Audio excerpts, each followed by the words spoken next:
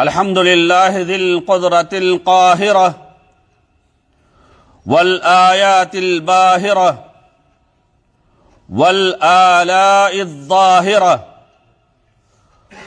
والنعم المتوافرة أحمده سبحانه وأشكره وأتوب إليه وأستغفره وأهتدي به وأتوكل عليه وأشهد أن لا إله إلا الله وحده لا شريك له منزل الكتاب مسخر السحاب فاتح الباب لأهل الألباب وأشهد أن سيدنا محمدًا عبده ورسوله صاحب المقامات العالية اللهم صل وسلم على عبدك ورسولك سيدنا محمد وعلى آله وأصحابه ومن تبعهم بإحسان إلى يوم الدين أما بعد قال الله عز وجل في القرآن المجيد أعوذ بالله من الشيطان الرجيم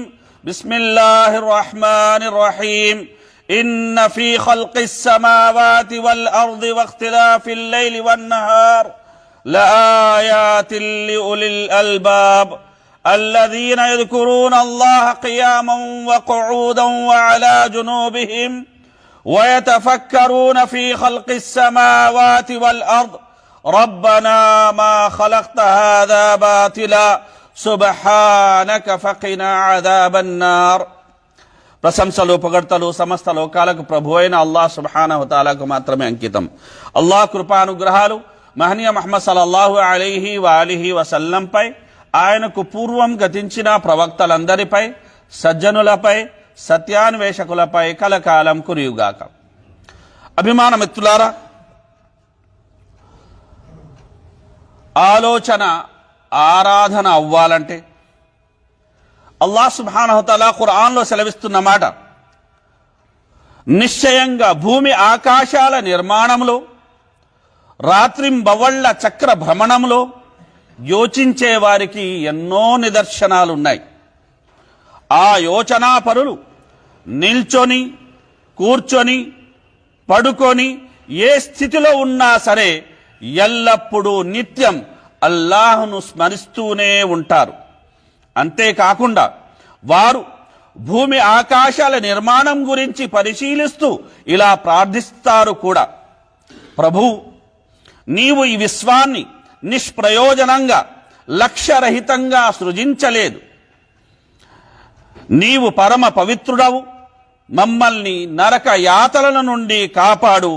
నీవు నరకంలో పడవేసిన వాణ్ణి ఘోరమైన అవమానానికి గురి చేసినట్టే.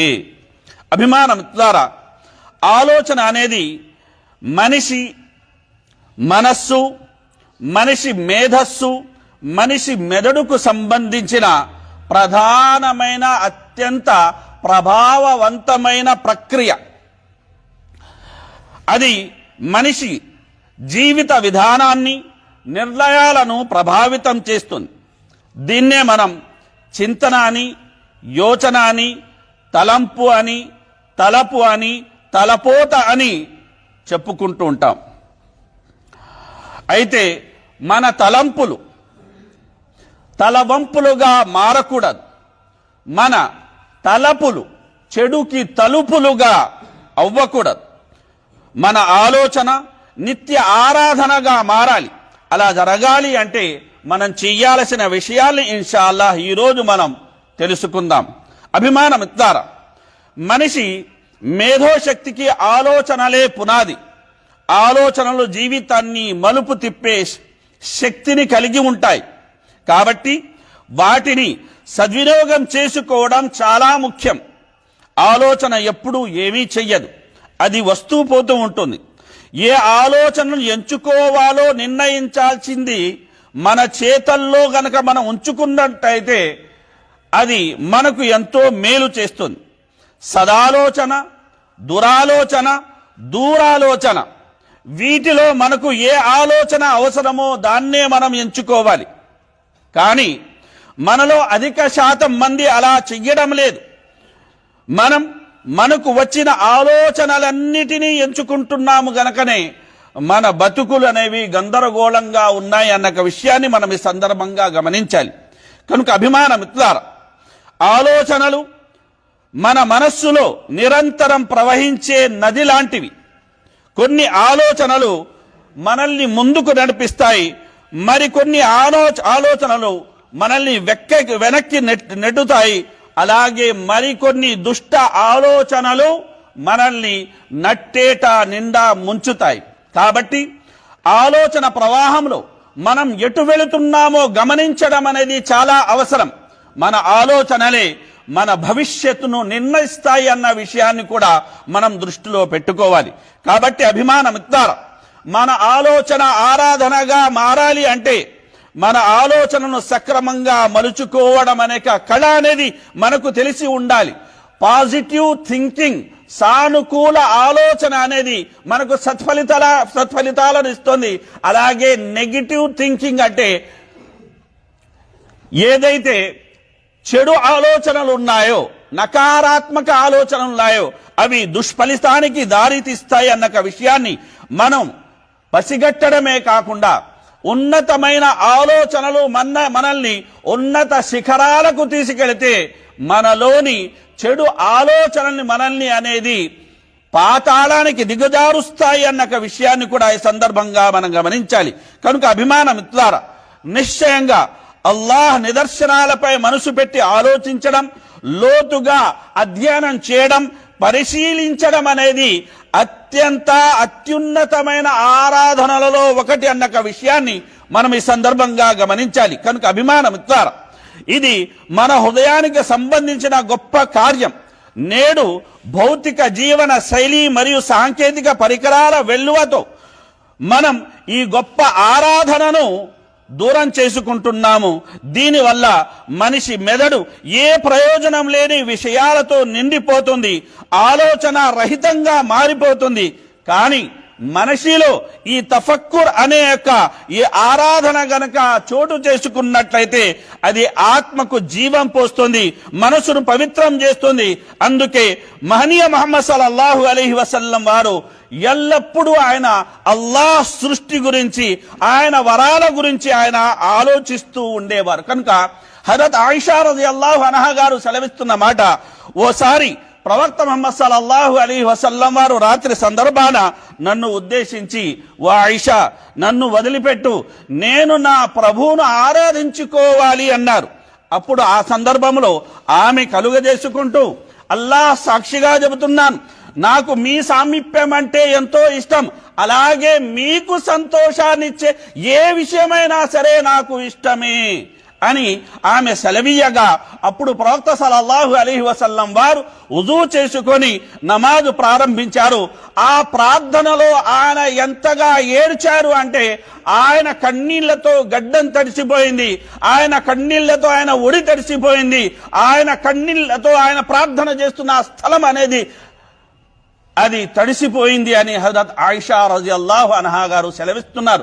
అదే సందర్భంలో నమాజు కోసం పిలవడానికి వచ్చిన హజరత్ బిలాల్ రలియల్లాహు అన్హు గారు ప్రవక్త ముహమ్మద్ సల్లల్లాహు అలైహి వసల్లం వారిని ఉద్దేశించి, యా రసూలల్లాహ్, అల్లాహ్ సుబ్హానహు తఆలా మీ యొక్క గత రాబోయే అన్ని తప్పిదాలను పొరపాట్లను అల్లాహ్ సుబ్హానహు తఆలా క్షమించేశాడు కదా, మరి ఇంతగా తమరు విలపిస్తున్నారేంటి, ఇంతగా తమరు ఏడుస్తున్నారేంటి అని హజరత్ బిలాల్ రలియల్లాహు అన్హు గారు ప్రశ్నించినప్పుడు ప్రవక్త సల్లల్లాహు అలైహి వసల్లం వారు చాలా ప్రశాంతంగా ఇచ్చిన సమాధానం ఏమిటంటే, అఫలా అకూను అబ్దన్ షకూరా లఖద్ నజలత అలయ్య లైల ఆయతున్ వైలుల్ లిమన్ ఖరాహా వలం యతఫక్కర్ ఫీహా.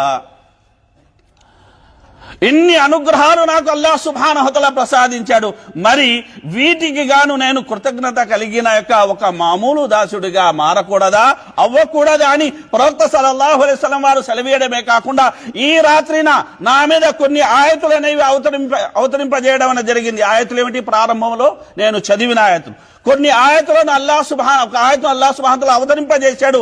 ఆ ఆయతును చదివి దాని గురించి యోచించని వారికి ఆలోచించని వారికి వినాశనం రాసిపెట్టి ఉంటుంది అని మహనీయ ముహమ్మద్ సల్లల్లాహు అలైహి వసల్లం వారు సెలవిచ్చారు. కనుక అభిమానం మిత్రులారా, అల్లాహ్ సుబ్హానహు వ తఆలా తన పవిత్ర గ్రంథంలో మనల్ని ఆలోచించమని మరియు లోతుగా పరిశీలించమని, అధ్యయనం చేయమని అల్లాహ్ సుబ్హానహు వ తఆలా కోరాడు. అలాగే అల్లాహ్ నిదర్శనాలను చూసి చూడనట్టుగా వెళ్లిపోయేవారు, అజాగ్రత్త పరులను అల్లాహ్ సుబ్హానహు వ తఆలా హెచ్చరించాడు కూడా. కనుక అల్లాహ్ సుబ్హానహు వ తఆలా ఖురాన్లో అంటున్నాడు, వకఅయ్యిం మిన్ ఆయతిన్ ఫిస్ సమావాతి వల్ అర్ద్ యముర్రూన అలైహా వహుం అన్హా ముఅరిజూన్. ఆకాశాలలోను మరియు భూమిలోను ఎన్నో నిదర్శనాలు ఉన్నాయి, వారు వాటి మీదుగా వెళుతున్నారు గాని వాటిని పట్టించుకోకుండా ముఖం చాటేస్తున్నారు. అభిమానం ద్వారా ఈరోజు ప్రపంచంలో అధిక శాతం మంది సృష్టికర్త అయిన అల్లాహ్ సుబ్హానహు వ తఆలాను వీడి సృష్టితాలను ఎందుకు కొలుస్తున్నారు అంటే సృష్టిని గురించి వారు ఆలోచించడం లేదు, చింతన అనేది చెయ్యడం లేదు. అభిమానం ద్వారా ఎక్కడో వెళ్లాల్సిన అవసరం లేదు. రోజు తాగే నీరుని మనం తీసుకుంటే ఈ నీటిని మనకు ప్రసాదించిన వాడు ఎవరు? రోజు మండించే నిప్పును మనం తీసుకుంటే ఆ నిప్పును రాజేసే దానికి కారణమయ్యే యొక్క చెట్టుని సృజించినది ఎవరు? అలాగే అభిమానం ద్వారా మనం ఒక్క క్షణం కూడా ఆగకుండా శ్వాసిస్తున్న యొక్క ఈ గాలిని మనకు ప్రసాదించింది ఎవరు? అలాగే ఈ భూమిని చాపలా పరిచింది ఎవరు? ఆకాశాన్ని కప్పులా చేసింది ఎవరు? ఈ పంచభూతాల యొక్క సమ్మేళనమే మన శరీరం, మనల్ని పుట్టించింది ఎవరు? కనుక ఈ విషయాన్ని గురించి మనిషి ఆలోచించినట్లయితే నిజకర్తను అతను గుర్తించగలడు, నిజ స్వామిని అతను గ్రహించగలడు, నిజ ఆరాధ్యుడైన అల్లాహ్ సుబ్హానహు వ తఆలాను మాత్రమే అతను ఆరాధిస్తాడు అన్న విషయాన్ని మనం ఈ సందర్భంగా గమనించాలి. కనుక అభిమాన మిత్రులారా, ఆలోచించడం అనేది, యోచించడం అనేది, అలాగే పరిశీలన అనేది, చింతన అనేది ఇది ప్రవక్తలందరి సాంప్రదాయం, దైవ భీతి పరుల యొక్క ఈ మార్గం. కనుక అబ్దుల్లా బిన్ ఉత్బా రహ్మతుల్లాహ్ అలైహి గారు ఉమ్మె దర్దాని ప్రశ్నించారు. అబూ దర్దా గారు చేసే ప్రార్థనలో అత్యుత్తమ ప్రార్థన ఏమిటి అని ప్రశ్నించినప్పుడు అజ్జిక్రు వత్ తఫక్కుర్ అని చెప్పారు. ఒకటి అల్లాహ్ స్మరణ, రెండవది సృష్టితాల గురించిన యొక్క చింతన అని ఆమె తెలియజేయడం అనేది జరిగింది. కనుక అభిమానం ద్వారా ఇక్కడ మనం గమనించాల్సిన విషయం ఏంటంటే ఇమాం షాఫీ రహ్మహుల్లాహ్ సెలవిస్తున్న మాటలు పలకడానికి మౌనం ద్వారా సహాయం పొందండి, మరియు విషయాల్లోని లోతైన సారాంశాన్ని గ్రహించడానికి ఆలోచన ద్వారా సహాయం పొందండి అని ఇమాం షాఫీ రహ్మహుల్లాహ్ గారు సెలవిచ్చారు. అదేవిధంగా అభిమానం ద్వారా అబ్దుల్లాహ్ బిన్ అబ్బాస్ రజియల్లాహు అన్హు గారు చెప్తున్న మాట ఏమిటంటే ఆలోచన రహితమైన రాత్రి ప్రార్థన కన్నా, తహజ్జుద్ ప్రార్థన కన్నా ఆలోచనతో కూడిన, చింతనతో కూడిన మామూలు 2 రకాతులు మేలైనవి అని అబ్దుల్లాహ్ బిన్ అబ్బాస్ రజియల్లాహు అన్హు గారు సెలవిచ్చారు. కనుక మనం ఏదైనా మాట్లాడే ముందు మౌనంగా ఉండి ఆలోచిస్తే మన మాటలు అర్థవంతంగా మరియు తప్పులు లేకుండా ఉంటాయి. అలాగే ఏదైనా విషయాన్ని లోతుగా అర్థం చేసుకోవాలంటే దానిపై నిశ్చితంగా దృష్టి పెట్టడం మరియు ఆలోచించడం అనేది చాలా అవసరం. కనుక సుఫ్యాన్ బిన్ ఉయైనా రహ్మతుల్లాహ్ అలైహి గారు సెలవిస్తున్న మాట, మనిషికి ఆలోచించే అలవాటు ఉంటే అతనికి ప్రతి వస్తువులోనూ ఒక పాఠం అనేది కనబడుతుంది. కనుక ఎవరైతే అల్లాహ్ సృష్టిని చూసి ఆలోచిస్తారో వారికి చిన్న చీమ నుండి మొదలు అనంతమైన ఆకాశం వరకు ప్రతి చిన్న పెద్ద విషయంలోనూ అల్లాహ్ యొక్క గొప్పదనం మరియు జీవితానికి కావాల్సిన గొప్ప నీతి అనేది అల్హమ్దులిల్లాహ్ దొరుకుతుంది. ఆలోచన అల్లాహ్ సుబ్హానహు వ తఆలా మనకు ప్రసాదించిన గొప్ప అనుగ్రహం. కనుక అభిమానం ద్వారా అల్లాహ్ సుబ్హానహు వ తఆలా సృష్టితాల గురించి, ఆయన శక్తి సామర్థ్యాల గురించి, సృష్టిలో ఆయన నింపిన యొక్క రాత్రి రూపంలో గాని, పగటి రూపంలో గాని, సూర్యుడి రూపంలో గాని, చంద్రుడి రూపంలో గాని, నక్షత్రాల రూపంలో గాని, అలాగే నదాల రూపంలో గాని, పక్షుల రూపంలో గాని, జంతువుల రూపంలో గాని, చరాచరాల రూపం అన్నిటిలోనూ అల్లాహ్ సుబ్హానహు వ తఆలా ఏ నిదర్శనాలనైతే పెట్టాడో ఆ నిదర్శనాల గురించి ఆలోచించాల్సిన, అర్థం చేసుకోవాల్సిన అవసరం అనేది ఎంతైనా ఉంది. ఇక అభిమానం ఇట్లారా మనం చేయాల్సిన ఆలోచనల్లో ఒకటి ఈ ప్రపంచం అనేది అశాశ్వతమైనది, పరలోకమే శాశ్వతమైనది అన్న యొక్క విషయాన్ని మనం ఈ సందర్భంగా ఆలోచించాలి. కనుక అభిమానమిత్రులారా, ఉమర్ రలియల్లాహు అన్హు గారు ప్రవక్త ముహమ్మద్ సల్లల్లాహు అలైహి వసల్లం వారిని ఒకసారి గమనించారు. ఆయన నేలపై పడుకుని ఉన్నారు, సాప వేసుకొని నేలపై మీద పడుకున్నారు.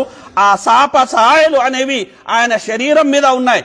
ఆ సందర్భంలో ఉమర్ రలియల్లాహు అన్హు గారు కలుగజేసుకొని, యా రసూలుల్లాహ్, దీనికైనా మెత్తైన పరుపు మీద మీరు సేద తీరొచ్చు కదా, ఇంత కఠినమైన సాప మీద తమరు పడుకోవాలా అంటే, అప్పుడు ప్రవక్త ముహమ్మద్ సల్లల్లాహు అలైహి వసల్లం వారు సెలవిచ్చిన మాట, నాకు ఈ లోకంతో పనే ఉంది, నేను బాటసారిని, విశ్రాంతి కోసం ఇక్కడ ఉన్నాను, ఆ తర్వాత ఈ ప్రాంతాన్ని వదిలేసి నేను వెళ్ళిపోయేవాడను అని ప్రవక్త ముహమ్మద్ సల్లల్లాహు అలైహి వసల్లం వారు సెలవిచ్చారు.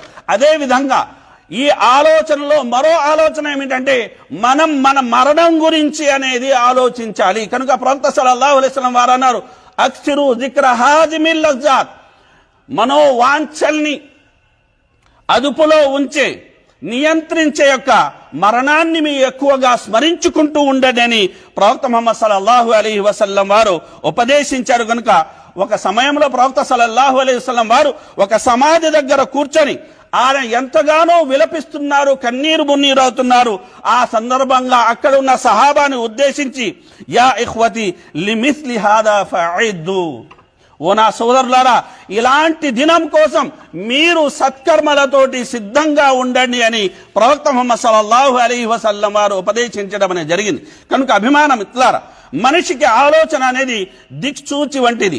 ఏ దిశలో ఆలోచిస్తే అటువైపే మన జీవిత దశ అనేది ప్రయాణిస్తుంది. కాబట్టి ఆలోచన అనేది అన్ని వైపులా సమగ్రంగా పరిశీలించి తీసుకోవాల్సిన నిర్ణయం. ఆ గుణం కలవారు భౌతికంగానే కాదు, ఆధ్యాత్మిక విషయాల్లో కూడా గొప్ప ఫలితాలను పొందుతారు. అభిమానమిత్తారు, ఆలోచనకు సహనం, జ్ఞానం, ధర్మపరమైన దృష్టి అనేది చాలా అవసరం.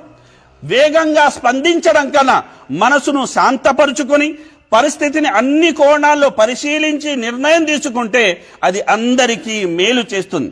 మొత్తానికి సరైన ఆలోచన అనేది భౌతిక విజయాలకే కాదు, ఆధ్యాత్మిక వికాసానికి కూడా మార్గం చూపుతుంది. ఇది మనలో వివేకాన్ని పెంచి శాశ్వతమైన సత్యం వైపునకు మనల్ని నడిపిస్తుంది. అందుకే మనం ఆలోచన స్పష్టతను పెంపొందించుకోవాలి. ఆలోచనల స్వభావమే మన భవిష్యత్తు నిర్ణయిస్తుంది. గనుక మంచి ఆలోచనలను శుభ ఫలితాలను ఇస్తాయి, దుష్ట ఆలోచనలు సమస్యలను తెచ్చిపెడతాయి. మనిషి ఎలా ఆలోచిస్తాడో అలాగే ఉంటాడు. కాబట్టి ప్రతి ఆలోచనను జాగ్రత్తగా సానుకూల దిశలో మలుచుకోవాలి. ఆలోచన శుద్ధి మనస్సుకు శాంతిని, జీవితానికి స్పష్టతను ఇస్తూ విజయానికి బాటలు వేస్తుంది. కనుక అభిమానమిత్తారా, మనసనే నదిలో తేలే దీపం లాంటిది ఆలోచన. అది చీకటిలో వెలుగునిచ్చి ప్రవాహానికి దిశానిర్దేశం చేస్తుంది. మంచి ఆలోచనల సుగంధం మన హృదయాన్ని తోటలా మార్చి దానిలో సత్సంకల్పాల పూలను వికసింపజేస్తుంది. లోతైన ఆలోచన కడలిలా విస్తరించి జ్ఞాన ముత్యాలను, జ్ఞాన ముత్యాలను, విఘ్న వజ్రాలను, అలాగే ప్రజ్ఞ పగడాలను అది జీవిత తీరానికి తీసుకువస్తుంది. ఆలోచన స్వచ్ఛమైతే జీవితం మధురంగా సాగిపోతుంది. పరమోన్నత ప్రభు అయిన అల్లాహ్ సుబ్హానహు వ తఆలా ప్రసన్నతతో మన జీవితం నిండిపోతుంది. ఒక్క మాటలో చెప్పాలంటే అభిమానమిత్తారా, మన మతి ఎంతో మన గతి అంటే. అల్లాహ్ సుబ్హానహు వ తఆలా మనందరికీ హలాల్ సంపాదనను ప్రసాదించాలని దినాతి దినంగా వేడుకుంటున్నాను. హరాం నుండి అల్లాహ్ సుబ్హానహు వ తఆలా మనందరినీ కాపాడాలని, ఎవరి ముందు తల వంచకుండా తల ఎత్తుకుని జీవించేలా అల్లాహ్ సుబ్హానహు వ తఆలా మనల్ని దీవించాలని, మా హృదయాలలో ఈమాన్ పట్ల ప్రేమను అల్లాహ్ సుబ్హానహు వ తఆలా నింపాలని, అవిధేయతను, పాపాలను మా జీవితం నుండి అల్లాహ్ సుబ్హానహు వ తఆలా దూరం చెయ్యాలని, ఇస్లాంను, ముస్లింలను గౌరవించేలా, అలాగే దేశాన్ని ప్రేమించేలా, దేశ ప్రజల్ని మనం సహకరించేలా అల్లాహ్ సుబ్హానహు వ తఆలా మనందరినీ దీవించాలని వేడుకోవడమే కాకుండా, అల్లాహ్ ఏ ఆదేశమైనా సరే విన్నాము, విధేయులయ్యాము అన్నాక ఈ లక్షణాన్ని అల్లాహ్ సుబ్హానహు వ తఆలా మనందరిలోనూ కలుగజేయాలని, మనల్ని తన ప్రియతమ దాసులుగా అల్లాహ్ సుబ్హానహు వ తఆలా మలచాలని, మన ఆలోచనలు అవి సకారాత్మకంగా ఉండేలా అల్లాహ్ సుబ్హానహు వ తఆలా దీవించాలని, నకారాత్మక ఆలోచన నుండి అల్లాహ్ సుబ్హానహు వ తఆలా మనల్ని కాపాడి మన జీవితాన్ని ధన్యం చేయాలని వేడుకుంటూ నేను నా మాటను పూర్తి చేస్తున్నాను. ఆమీన్. బారకల్లాహు లనా వ లకుం ఫిల్ ఖురానిల్ హకీమ్ వ నఫఅని వ ఇయ్యాకుం బిల్ ఆయాతి వద్ దిక్రిల్ హకీమ్ ఇన్నహు తఆలా గఫూరుర్ రహీమ్.